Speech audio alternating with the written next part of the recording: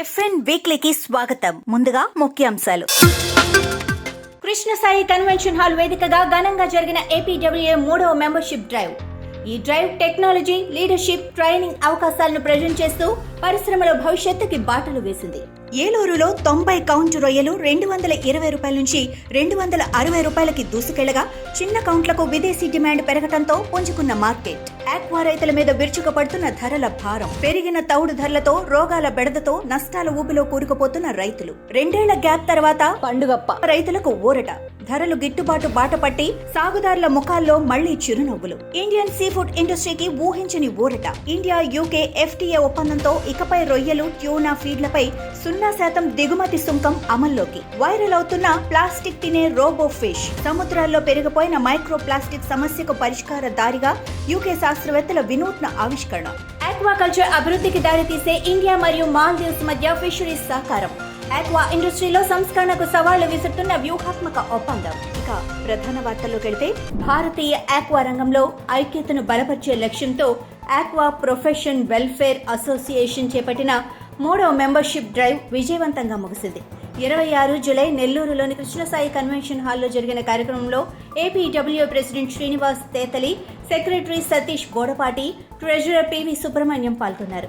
మధ్యాహ్నం 3:30 నుంచి సాయంత్రం 6:30 వరకు జరిగిన ఈ కార్యక్రమంలో రైతులు, టెక్నీషియన్లు, స్టార్టప్ ఫౌండర్స్, ఆక్వా వ్యాపారులు పెద్ద సంఖ్యలో హాజరై సభ్యత్వం తీసుకొని తమ మద్దతు తెలిపారు. ఉత్సాహభరితమైన చర్చలు, పరిశ్రమ అవసరాలపై లోతైన అవగాహన అంశాలు చర్చించబడ్డాయి. ఈ డ్రైవ్ ద్వారా ఏపీడబ్ల్యూఏ ఇచ్చే టెక్నాలజీ సపోర్ట్, ట్రైనింగ్, లీడర్షిప్ అవకాశాలు అన్ని ఈ ఈవెంట్కి హైలైట్గా నిలిచాయి. కడలి కెరటాలపై ప్రాణాలకు తెగించి వేట సాగించే మత్స్యకారులు తుఫాన్ల సమయంలో మరింత అప్రమత్తంగా ఉండాల్సిన అవసరముందని తూర్పుగోదావరి జిల్లా మత్స్యశాఖ అధికారులు హెచ్చరికలు జారీ చేశారు. ప్రస్తుతం సముద్రంపై అల్పపీడన ద్రోణి ప్రభావంతో ఈదురుగాలులు విరుచుకుపడుతున్నాయి. ఈ సమయంలో వేట సాగించటం అంటే జీవితాన్నే పణంగా పెట్టడమే అని మత్స్యశాఖ అధికారులు హెచ్చరిస్తున్నారు. దీనికి టెక్నాలజీ తోడవగా ప్రతి మెకనైజ్డ్ బోటులో GPS ట్రాకింగ్ సిస్టమ్ ఉన్న ట్రాన్స్డెన్స్ అమర్చుతున్నారు. దీని ద్వారా సముద్రంలో బోటు ఎక్కడ ఉందో తెలిపేలా ఆపదలో కోస్ట్ గార్డ్ సాయంగా రావచ్చు. తుఫాన్ల సీజన్ మే నుంచి అక్టోబర్ వరకు కొనసాగే ప్రమాద ఘడియలు ఉన్నాయి. ఈ సమయంలో వేటకు వెళ్లేవారు తమ వివరాలను సంబంధిత శాఖల్లో తప్పనిసరిగా నమోదు చేసుకోవాలి. ఏ దిశగా బోటు వెళ్తోంది, ఎన్ని రోజులు ఉంటారు, ఈ సమాచారం ఉండటమే ప్రాణ రక్షణకు కీలకం. ఇలా ముందస్తు జాగ్రత్తలతో మత్స్యకారుల సముద్రయానం సురక్షితంగా చేయాలని అధికారులు తెలిపారు. రొయ్యల సీజన్ మళ్లీ జోష్లోకొస్తోంది. తూర్పుగోదావరి జిల్లాలో గత కొంతకాలంగా ధరలు పడిపోయి నష్టాల్ని మూటగట్టుకున్న రైతులకు ఇప్పుడు కొంత ఊరటనిచ్చే పరిస్థితి ఏర్పడుతోంది. 90 కౌంటు రొయ్యలు గత నెలలో 220 రూపాయలు పలికితే ఇప్పుడు 260కి చేరాయి. అంతేగాక 40 కౌంటు రొయ్యలు ఏప్రిల్లో 345 పలికిన సమయంలో మార్కెట్ ఉత్సాహంగా కనిపించింది. ప్రస్తుతం చాలా చెరువుల్లో పంట లేకపోవడంతో UAE, కువైట్, థాయిలాండ్, చైనా వంటి దేశాల నుంచి చిన్న కౌంట్లకు డిమాండ్ పెరిగింది. దాంతో ధరలు కూడా పెరిగిపోతున్నాయి. ఉమ్మడి తూర్పుగోదావరిలో 2.80 లక్షల ఎకరాల్లో చేపలు, రొయ్యల సాగు సాగుతుండగా ఇప్పటి వరకు కేవలం 15% చెరువుల్లోనే పంట ఉంది. మిగిలిన 85% రైతులు ఇప్పుడిప్పుడే సాగు మొదలు పెడుతున్నారు. ఈ పరిస్థితులు ఇలానే కొనసాగితే రానున్న రోజుల్లో రొయ్యల ధరలు మరింత పెరిగే అవకాశం ఉందని వ్యాపార వర్గాలు అంచనా వేస్తున్నాయి. కాకినాడ తీరంలో వేటకు దిగిన మత్స్యకారుల వలల్లో ఈసారి అరుదైన సంపద చిక్కింది. 1/2 కేజీ నుంచి కేజీన్నర బరువున్న పెద్ద పెద్ద పీతలు వేలం వేసేందుకు శనివారం కుంభాభిషేకం రేవుకు తరలించగా ఒక్కొక్కటి 1000 రూపాయల నుంచి 1500 రూపాయల వరకు పలికింది. వాటితో పాటు అందరి చూపును ఆకర్షించింది నీటి గుర్రం, హిప్పో క్యాంపస్ ఫిష్. అరుదైన జీవిగా పరిగణించే ఈ చేపను చూసేందుకు రేవులో కొంతసేపు హర్షాతిరేకం నెలకొంది. కొన్ని వేటలు కేవలం భోజనానికి కాదు, ప్రకృతి వైవిధ్యానికి మద్దతుగా నిలుస్తాయని చెప్పినట్లయింది ఈ కాకినాడ వేట. చేపల ఆహారమైన తౌడు ధరలు పెరిగిపోతూ ఉండటంతో ఆక్వా రైతులు తీవ్ర ఆర్థిక ఒత్తిడికి గురవుతున్నారు. 5 ఏళ్ల క్రితం టన్నుకు 12,000 పలికిన తౌడు ఇప్పుడు 29,000 దాటింది. DOB అనగా డి ఆయిల్ బ్రౌన్ కూడా 11,000 నుంచి 14,000కు పెరిగింది. కానీ చేపలకు మాత్రం ధర పెరగలేదు. అప్పట్లో కేజీకి 120 పలికిన రోపు ఇప్పుడు కేవలం 115కి అమ్మకానికి వస్తోంది. ఉత్పత్తి ఖర్చులు గగనానికి చేరటంతో రైతులు నష్టాల లోతులో కూరుకుపోతున్నారు. మళ్లీ వ్యాధుల బెడదతో సమస్యలు ముదిరిపోతున్నాయి. మేత కొరత, కంటైన్మెంట్ల తగ్గుదలతో మార్కెట్లో వ్యాపార సిండికేట్లు ధరలపై ఆటలాడుతున్నట్లు ఆరోపణలు వెల్లువెత్తుతున్నాయి. ఇలా అయితే సాగు మానేసి ప్రత్యామ్నాయాల వైపు వెళ్లాల్సిన పరిస్థితి వస్తుంది అని చేపల రైతుల సంఘం హెచ్చరిస్తోంది. ప్రభుత్వం వెంటనే జోక్యం చేసుకుని మేత ధరలపై నియంత్రణ చర్యలు తీసుకోవాలని రైతులు విజ్ఞప్తి చేస్తున్నారు. 2 ఏళ్ల తర్వాత పండుగప్ప ధరలు నిలకడ బాట పట్టాయి. ఏలూరు జిల్లా కలిదిండి రైతులు చెబుతున్నట్టు జనవరిలో కేజీకి 330 రూపాయలుగా ఉన్న 4 కిలోల పండుగప్ప చేప ఇప్పుడు 430 రూపాయలకు చేరటంతో హడావిడిగా పట్టుబడులు మొదలయ్యాయి. గత 2 ఏళ్లుగా ధరలు పతనంతో నష్టాల్లో మునిగిపోయిన సాగుదారులు ఇప్పుడు గట్టెక్కే దారులు కనిపిస్తున్నాయి. కనీసం 400 దాటితే గిట్టుబాటు అంటున్నారు రైతులు. ఈ చేపలకు ప్రస్తుతం హౌరా మార్కెట్లో గిరాకీ ఎక్కువగా ఉండటంతో ధర అమాంతం ఎగబాకింది. ఏలూరు, పశ్చిమ గోదావరి, కృష్ణా జిల్లాల్లోని ఉప్పుటేరుల్లో సుమారు 20,000 ఎకరాల్లో సాగుతున్న పండుగప్ప ఈ ధరలు పెరగటంతో రైతుల మోము మురిసిపోతోంది. ఇలా నిలకడగా ఉంటేనే అసలైన పండుగ అంటున్నారు రైతులు ఆశగా. గోదావరిలో చేప పిల్లల దోపిడీ అరికట్టేదెవరు? గత కొన్ని నెలలుగా ఇతర ప్రాంతాల నుంచి వచ్చిన మత్స్యకారులు దెయ్యపు వలలతో నదిలో చేప పిల్లలను పట్టి రాత్రి సమయంలో పడవలలో తెల్లారేసరికి వాహనాల్లో తరలిస్తున్నారు. మొన్నటి వరకు పోలవరం ప్రాజెక్టు వెనుక భాగంలో సాగిన ఈ వేట ఇప్పుడు కాపర్ డ్యాం ముందు ప్రాంతాల్లోకి విస్తరించింది. స్థానిక మత్స్యకారుల జీవనాధారాన్ని ముప్పు తిప్పలకు గురిచేస్తుంది. అటవీ శాఖ నిషేధించిన ప్రాంతాల్లోనూ వేట జరుగుతూ ఉండటం బాధాకరం. మత్స్యశాఖ సిబ్బంది లేకపోవడం, స్థానిక అధికారుల నిర్లక్ష్యంతో ఇతర రాష్ట్రాలకు చేప పిల్లలు టన్నుల కొలమానంలో ఎగుమతవుతున్నాయి. ఇలా సాగితే రేపటి రోజు గోదావరిలో చేపలు ఉండవు అని ఆవేదన వ్యక్తం చేస్తున్నారు స్థానిక మత్స్యకారులు. ఇప్పటికైనా అధికార యంత్రాంగం స్పందించాల్సిన సమయం ఇది. విశాఖ తీరంలో జాలర్ల వలల్లో కొమ్ము కోనాం చేపలు దండిగా చిక్కుతున్నాయి. సీజన్ ముమ్మరంగా సాగుతూ ఉండటంతో ఒక్కో చేప 25 కిలోల నుంచి 500 కిలోల వరకు బరువుతో సరితూగుతోంది. కిలోకి 160 రూపాయల వరకు పలుకుతూ ఉండటంతో మహారాష్ట్ర, ఒడిశా, పశ్చిమ బెంగాల్, కేరళ, అస్సాం వంటి రాష్ట్రాలకు ఎగుమతులు ఊపందుకున్నాయి. కానీ ఈ చేపల వేటతో పాటు ప్రమాదాలు వెంటాడుతున్నాయి. వాటి నుదురుపై ఉండే పొడవైన కొమ్ము లాంటి దవడలు మత్స్యకారులపై తీవ్రంగా దాడి చేయగలవని అధికారులు హెచ్చరిస్తున్నారు. Marlin, squad fish, Seine fish వంటివి 100 కిలోమీటర్ల వేగంతో దూసుకుపోతూ ఎరకు చిక్కినప్పుడు పడవలకే ప్రమాదం తలెత్తిస్తుంది.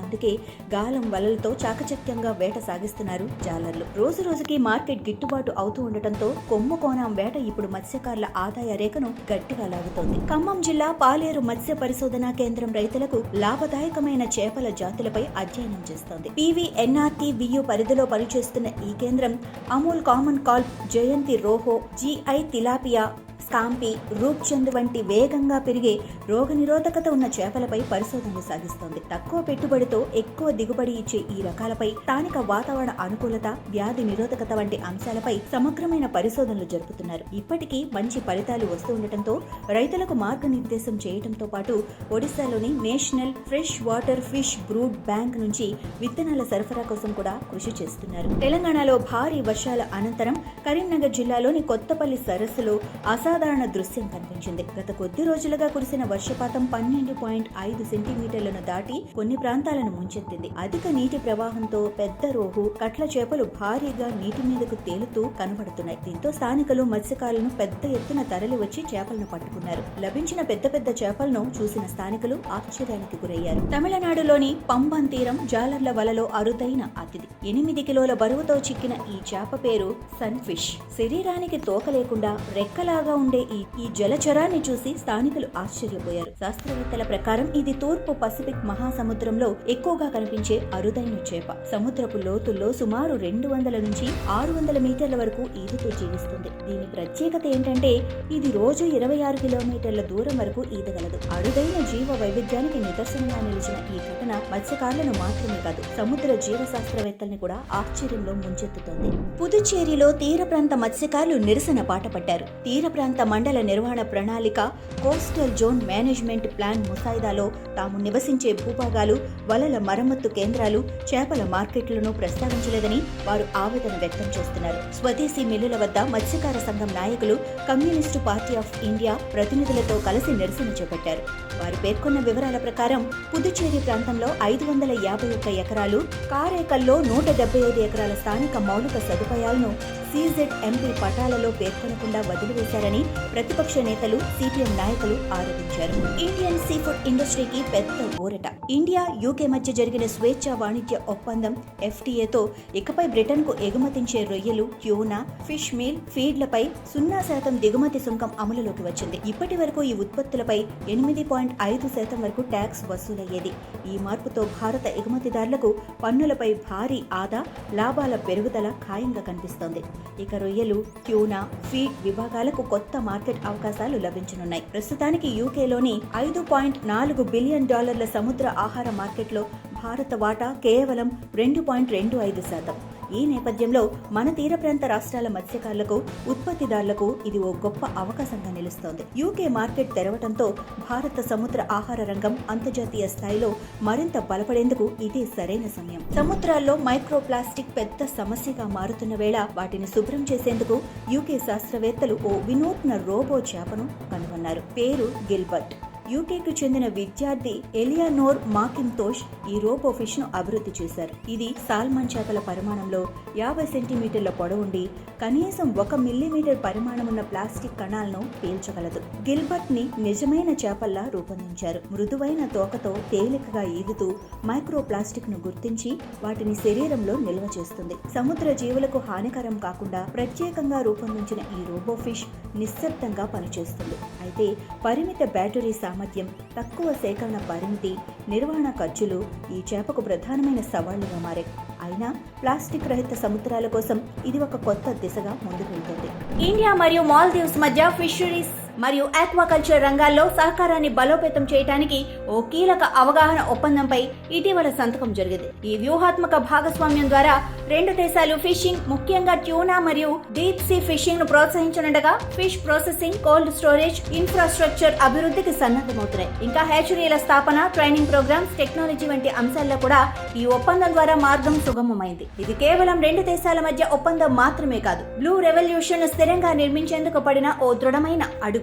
ఇంతటితో FN వీక్లీ సమాప్తం. Follow fishery news Telugu for more updates.